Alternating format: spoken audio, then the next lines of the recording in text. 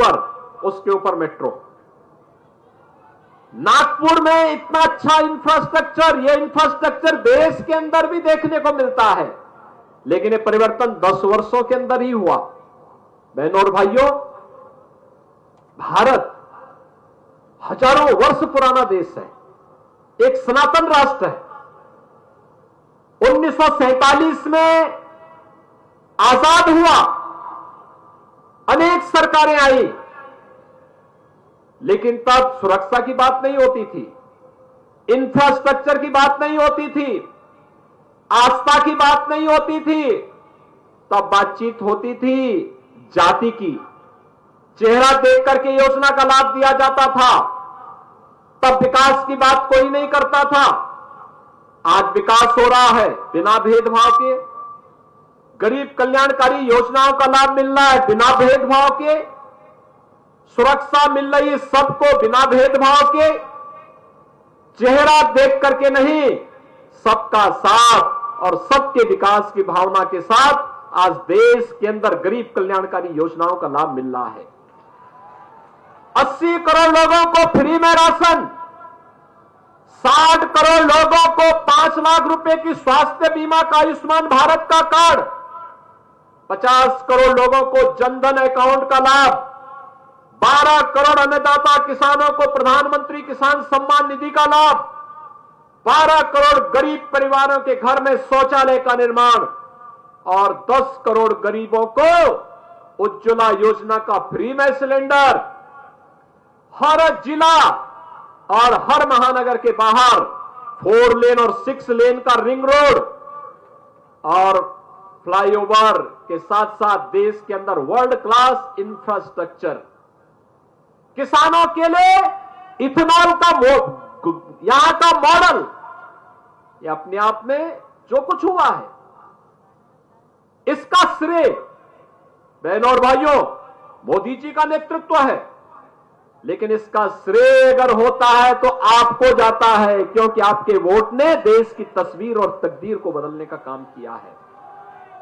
और आज ये मेरा सौभाग्य है कि मुझे आपसे अपील करने के लिए अपने नेता भारतीय जनता पार्टी के राष्ट्रीय अध्यक्ष के रूप में जिन्होंने कार्य किया और आज देश के अंदर इंफ्रास्ट्रक्चर के मंत्री के रूप में जिनकी अपनी एक पहचान है, यानी राजनीति के एक ऐसे अजात शत्रु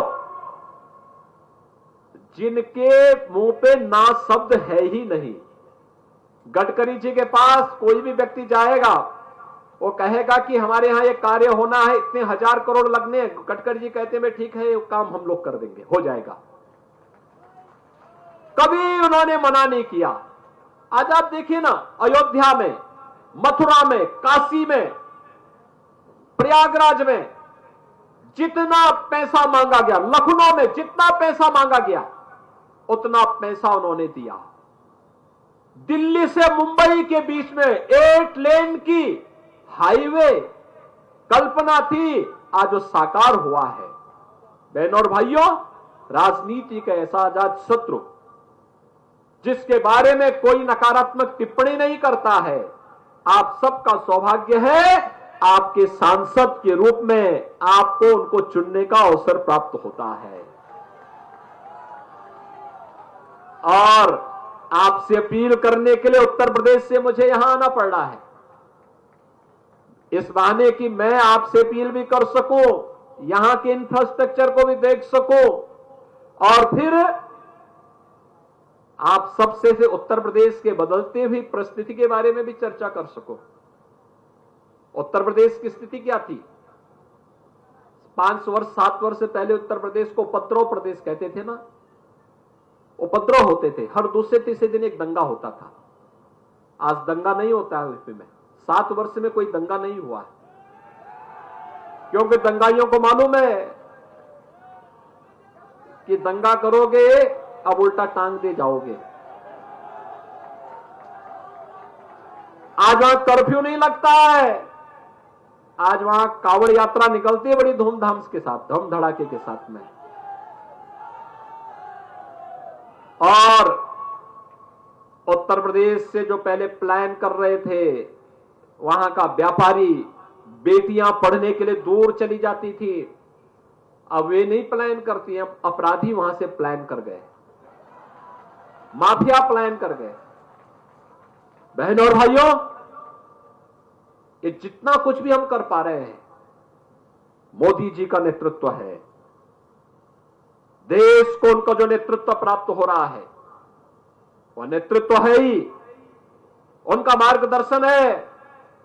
विकास भी हो रहा है, सुरक्षा भी प्रदान की जा रही है, लेकिन इसका श्रेय आपके एक वोट को है।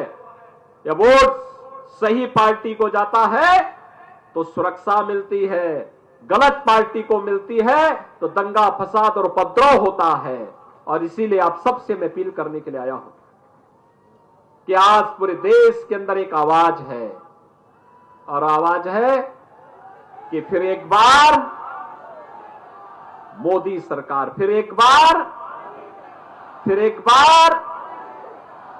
मोदी सरकार। और अब की बार लेकिन 400 पार के लिए आवश्यक होगा कि गडकरी जी को 5 लाख से अधिक वोटों से चुनाव जिताना है। जिताएंगे, सभी लोग जिताएंगे, लेकिन 5 लाख से ऊपर वोटों से चुनाव जिताने के लिए आवश्यक होगा कि आपको मतदान केंद्र पे जाना होगा और एक एक मतदाता को ले जाना होगा। लेके जाएंगे? सभी लोग सहमत हैं?